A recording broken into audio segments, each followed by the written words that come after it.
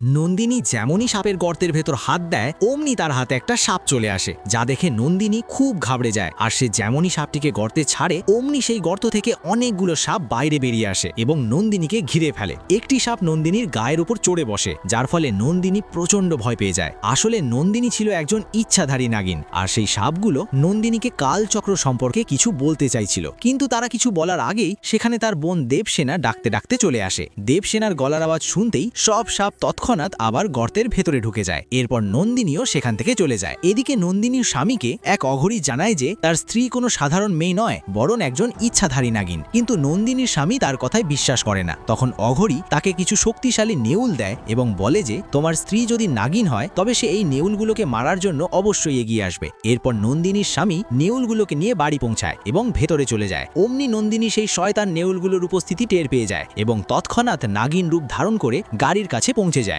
সে গাড়িতে রাখা নেউলগুলোকে বাইরে বের করে আনে এবং এক এক করে সবকটি নেউলকে মেরে ফেলে সেখান থেকে চলে যায়।